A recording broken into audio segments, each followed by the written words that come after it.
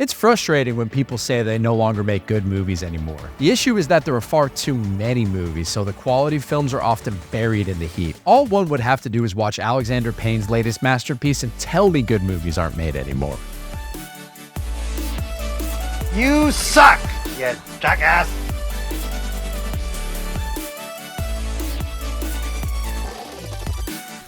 The Holdovers is a 2023 American period comedy drama Christmas film directed by Alexander Payne and written by David Hemmingson. It stars the underappreciated Paul Giamatti, newcomer Dominic Sessa, and Divine Joy Randolph in a breakout performance if I've ever seen one.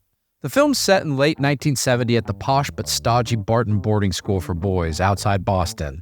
The story follows a curmudgeonly history teacher forced to chaperone the handful of students with nowhere to go over Christmas break. One of the students' wealthy fathers flies in on his helicopter and takes all the remaining kids to his ski lodge for the rest of winter break, except for one, Angus Tully. This leaves the three main characters forced to stay at the school over the Christmas holiday because they have nowhere else to go. This is a terrific, heartwarming, and wise Christmas movie. Yeah, I said Christmas movie, that shows men thought about the Roman Empire daily, even back in the 70s. The first character is Paul Hunnam, a cranky history teacher played by Paul Giamatti. Paul is a curmudgeonly professor of ancient civilizations with a hard exterior but a soft interior. His character is known for his irascibility, humorously portrayed in the film's early scenes. Hunnam discusses old-fashioned notions such as chivalry, honor, and truth, the Barton way as he repeatedly insists. The second character is Mary, played by Divine Joy Randolph. Mary is a solid and loving character who must stay at the school over the holidays. Her son, who attended the Barton school, was recently killed in Vietnam, and she grieves by chain smoking, binge drinking, and watching game shows. And last but not least, the third character is Angus, a troublemaking 17-year-old student played by newcomer Dominic Sessa. Angus is a good student whose bad behavior constantly threatens to get him expelled. After school is released for winter break, Angus receives a call from his mom explaining that he must hold over and stay at the school through the holidays. The plot unfolds as these three characters, each with their issues, are stuck at the school over the holidays. Despite their differences, they form an unlikely bond as they spend Christmas together during 2 very snowy weeks in New England. The film explores the theme of makeshift families and unexpected friendships and how these relationships can alter the direction of one's life. At the film's core lies a father-son story and the importance one plays in the young man's life. In a day and age where so many movies are filled with nihilism and otherwise dour messages, The Holdovers has a surprisingly positive message. You'll leave the theater filled with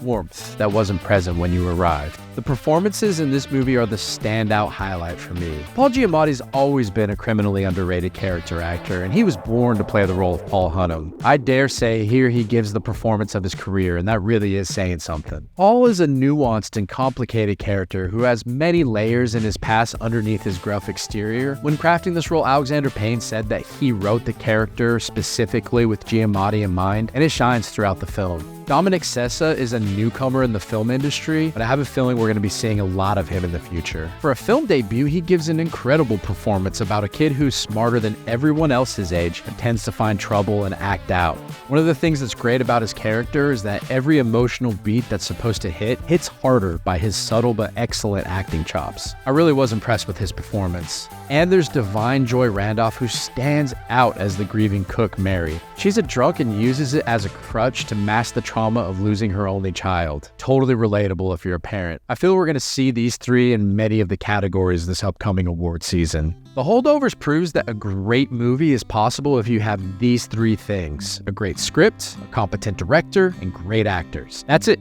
That's the formula. Now, Alexander Payne is way more than a competent director. Hell, he's a great director. One of the most significant aspects of the movie was that it made me nostalgic for a time I've never experienced because I wasn't even alive yet. The aesthetics in this film are excellent, as it feels like we're transported to a different era. It almost feels as though you could cuddle up next to a fire with a cup of hot cocoa and put this movie on in perpetuity. The film has many little details and imperfections that really, in my opinion, make it a masterpiece. From the opening credits to the small amount of film grain and dust. There's a scene where Paul and Angus are in a museum, for example, and you can clearly see the crew and the camera and the reflection. Now, if you know anything about post-production, this is an easy fix, but it's left in because I'm sure the director thought most people won't notice, and I actually think it's those little imperfections that make this movie perfect. Now, as far as criticisms go, I really don't have any. The pacing, the setting, acting, directing, music, and ending were all perfect, in my opinion. Alexander Payne, who has gems like Sideways, Election, The Descendants, and About Schmidt, just made the movie of his career, and it's a treat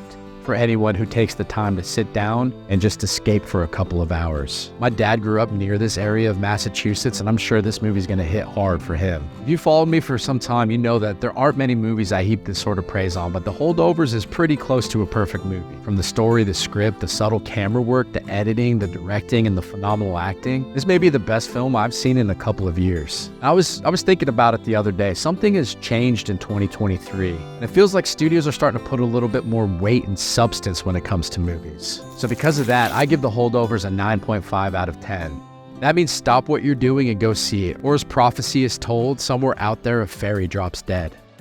The Holdovers, have you seen it? If you have, did I overrate it, underrate it, or perfectly rate it? Drop me a comment and let me know. Speaking of, if you like this review, would you be so kind as to like, share, and subscribe? All in that order. If you hated this review but watched this far, hey, thanks for watching. Really appreciate the views. I'll try to do better next time. Catch you later, friends. Oh, big gulps, huh? All right.